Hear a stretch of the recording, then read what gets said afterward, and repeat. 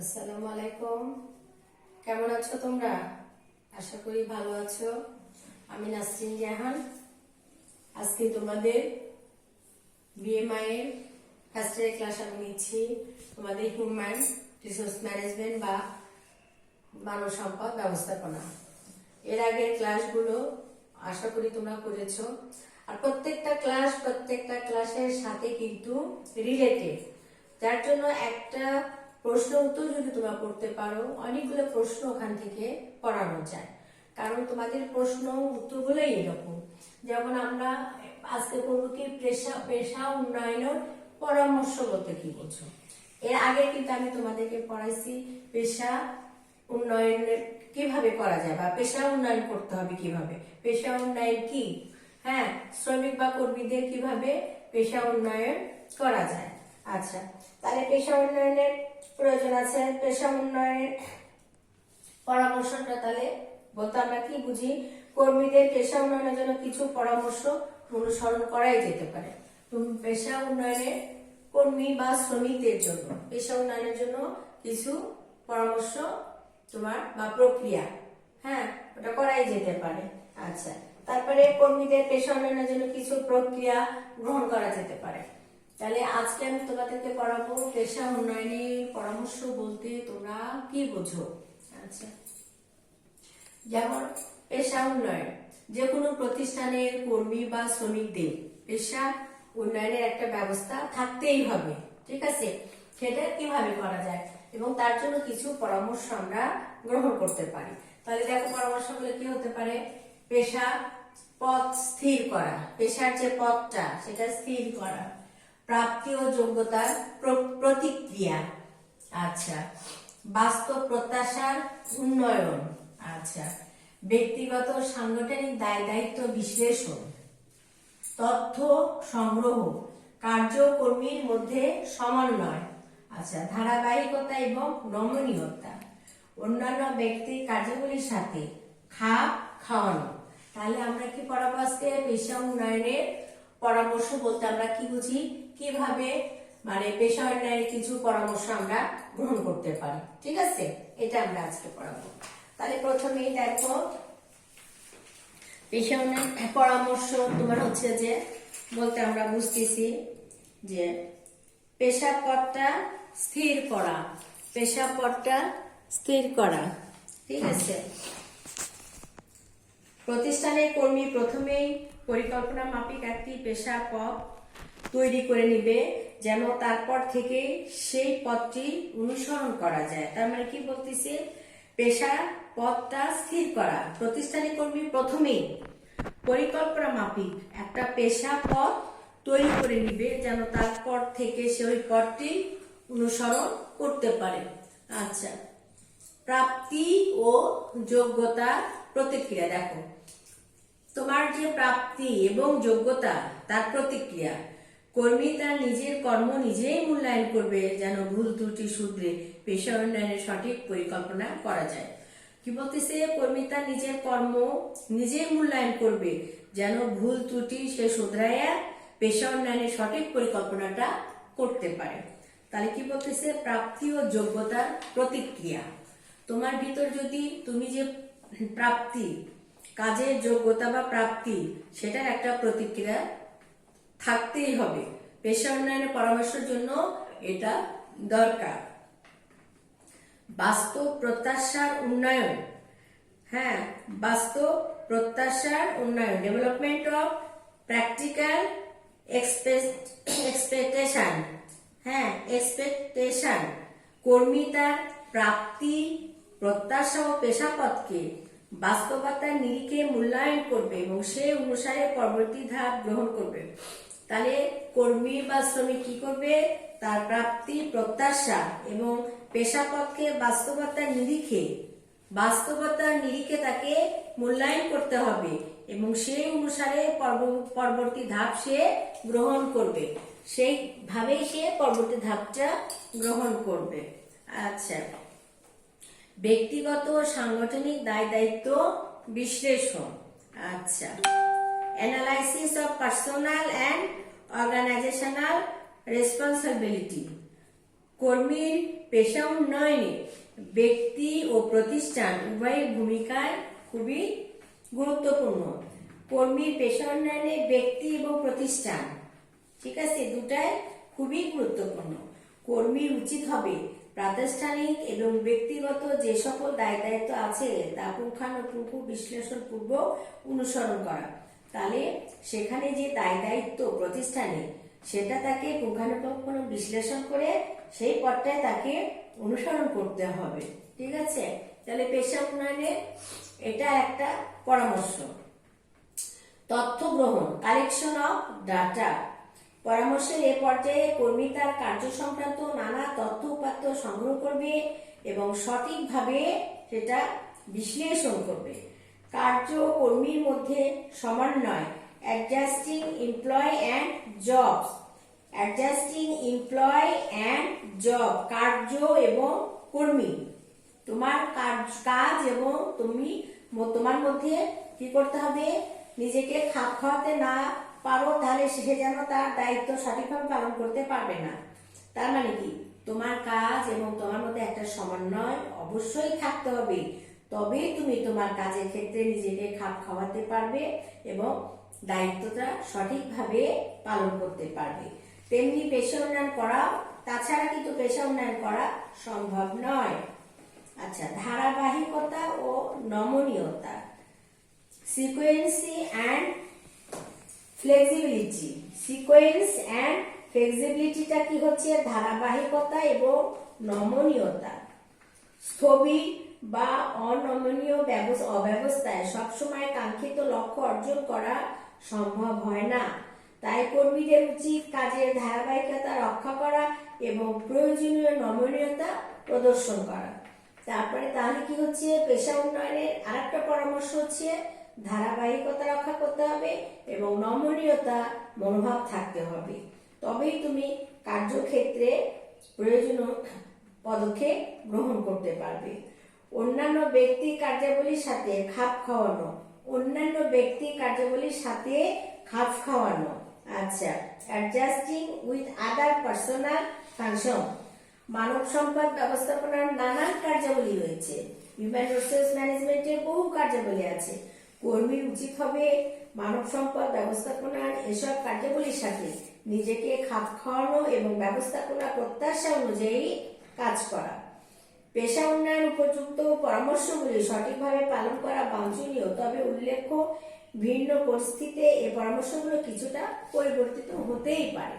তাহলে পেশা উন্নয়নের পরামর্শের জন্য আমাদের কি করতে হবে, পেশা পথটা স্থির করতে হবে, প্রাপ্তি এবং যোগ্যতার একটা প্রতিক্রিয়া থাকতে হবে, বাস্তব প্রত্যাশার উন্নয়ন থাকতে হবে, ব্যক্তিগত সাংগঠনিক দায় দায়িত্বটা বিশ্লেষণ করতে হবে, তথ্য সংগ্রহ করতে হবে, কার্য কর্মীর মধ্যে সমন্বয় সাধন করতে হবে, ধারাবাহিকতা নমনীয়তা রক্ষা করতে হবে, অন্যান্য ব্যক্তির কার্যাবলীর সাথে খাপ খাওয়ানো আমাদের দরকার, খাপ খাওয়ানো দরকার, ঠিক আছে।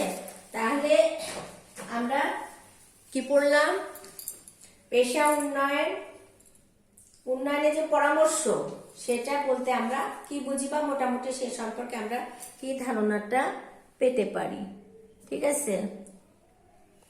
আচ্ছা, আমি আবার একটু যাই, দেখো তোমরা প্রাথমিক পর্বে পেশা উন্নয়নের প্রক্রিয়া, যেমন একটা আরেকটার সাথে কত ভাবে রিলেটেড, দেখো এতক্ষণ তোমরা পড়লা পেশা উন্নয়নের পরামর্শটা কি। আচ্ছা, এখন তোমরা পড়বা পেশা উন্নয়নের প্রক্রিয়া। আচ্ছা, যে পেশার যে উন্নয়ন কর্মক্ষেত্রে শ্রমিক বা কর্মীদের তোমার পেশার যে উন্নয়ন, সে উন্নয়ন কিন্তু একটা সিস্টেম প্রক্রিয়া পদ্ধতির মাধ্যমে আমাদেরকে করতে হবে, একটা পদ্ধতি প্রক্রিয়ার মাধ্যমে আমাদেরকে করতে হবে।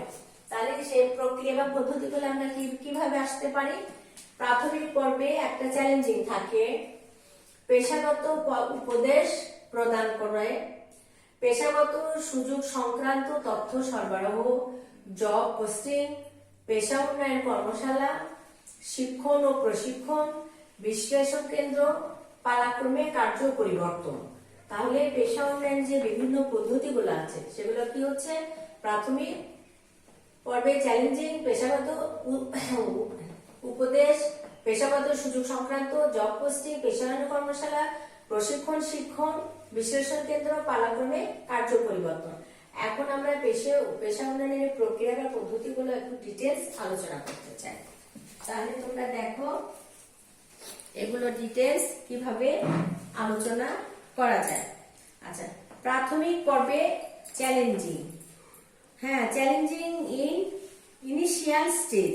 ইনিশিয়াল জাস্ট একটা প্রাথমিক পর্যায়ে, একটা ইনিশিয়াল স্টেজ। সেখানে কি বলতেছে, যেসব কর্মী চাকরির প্রাথমিক পর্বে চ্যালেঞ্জিং কাজে অংশগ্রহণ করে তারা তাদের কর্মজীবনের পরবর্তী পর্যায়গুলোতে সন্তোষজনকভাবে সফলতা অর্জন করতে পারে। তার মানে প্রথম পর্যায়ে, প্রাথমিক পর্যায়ে, চাকরির প্রাথমিক পর্যায়ে তোমার সেই কাজটাকে তোমাকে চ্যালেঞ্জিং হিসেবেই নিতে হবে, চ্যালেঞ্জ হিসেবেই নিতে হবে। যদি তুমি তোমার জবকে চ্যালেঞ্জিং হিসেবে নিতে পারো, তাহলে কি হবে, তোমার পরবর্তী কর্মজীবনের পরবর্তী পর্যায়গুলিতে তুমি সফলতা অর্জন করতে পারবে। এরূপ ফলাফল গবেষণালব্ধ বিশ্লেষণ হতে প্রমাণিত হয়েছে। এটা বিভিন্ন গবেষণার কিন্তু একটা ফলাফল। প্রাথমিক পর্বে যেসব কর্মী চ্যালেঞ্জ সফলভাবে মোকাবিলা করতে পারে তারা কর্মী উদ্দীপনা সহকারে পরবর্তী পর্যায়ে সাফল্য লাভ করতে পারে। প্রাথমিক পর্যায়ে যদি তোমরা উতরায়ে যেতে পারো এবং যেটাকে তুমি চ্যালেঞ্জ ভাবে নিয়েছিলে সেটাকে সফলভাবে মোকাবেলা করতে পারো, তাহলে ওই উদ্দীপনা সহকারে পরবর্তী পর্যায়ে তুমি সফলতা লাভ করতে পারবে। আচ্ছা, পেশাগত উপদেশ প্রদান। হ্যাঁ, ক্যারিয়ার কাউন্সেলিং, পেশাগত উপদেশ প্রদান। পেশা উন্নয়নের দ্বিতীয় গুরুত্বপূর্ণ পদ্ধতি হচ্ছে পেশাগত উপদেশ প্রদান করা। পেশাগত উপদেশ প্রদানের মাধ্যমে কর্মীদেরকে নির্দেশনামূলক করে তোলা যায় এবং তাদের ব্যক্তিত্ব বৃদ্ধির ক্ষেত্রগুলো চিহ্নিত করা সম্ভব হয়। এটিকে কর্মীর কার্য সম্পাদন পর্যালোচনার অংশ বলা যায়। এই পদ্ধতিতে কর্মীদের পেশাগত উন্নয়ন করানো ব্যবস্থাপকদের জন্য সহজ হয়। তাহলে পেশাগত উপদেশ প্রদান। আচ্ছা, তোমাদেরকে যদি ক্যারিয়ারে কাউন্সিলিং করা যায় তাহলে পরবর্তী পর্যায়ে পেশাগত উন্নয়ন করানো ব্যবস্থাপকদের জন্য অনেক সহজ হয়ে থাকে। আচ্ছা, পেশাগত সুযোগ সংক্রান্ত তথ্য সরবরাহ। Provide information on career opportunity. পেশাগত সুযোগ সংক্রান্ত তথ্য সরবরাহ। আচ্ছা, কর্মীদের জানতে হবে যে তারা যদি নিজের মান ও দক্ষতার উন্নয়ন ঘটায় তাহলে তাদের ভবিষ্যৎ সম্ভাবনা কি এবং কিভাবে তারা নিজের অবস্থানকে উন্নত করতে পারবে। প্রতিটি পেশারই একটি সুযোগ ও সম্ভাবনা আছে। প্রত্যেকটা কর্মক্ষেত্রে কিছু সুযোগ থাকে এবং সেখানে সম্ভাবনা থাকে। কর্মীরা যদি নিজের দক্ষতার উন্নয়ন ঘটায় তাহলে সেই সুযোগটি তারা গ্রহণ করতে পারবে। তোমার যদি নিজের দক্ষতা স্কিলের যদি উন্নয়ন ঘটাতে পারো তাহলে সেই সুযোগটা গ্রহণ করতে পারবে। এই বিষয়ে সঠিক ও যথেষ্ট তথ্য তাদের মধ্যে প্রচার করা প্রয়োজন। এসব তথ্য প্রাপ্তির ফলে কর্মীরা নিজেদের সম্ভাবনা ও ভবিষ্যৎ সম্পর্কে ধারণা পায় এবং নিজেদের মান বৃদ্ধি করতে ভবিষ্যতের জন্য উপযুক্ত করে তোলে। আচ্ছা, জব পোস্টিং। প্রতিষ্ঠানের শূন্যপদ সম্পর্কে কর্মীদের অবহিত করার জন্য ব্যবস্থাপনা জব পোস্টিং ব্যবহার করতে পারে। জব পোস্টিং হচ্ছে বুলেটিন, নিউজলেটার, নোটিশ বোর্ড, বিজ্ঞাপন ইত্যাদির মাধ্যমে প্রতিষ্ঠানের শূন্যপদ সম্পর্কে তথ্য প্রচার করা।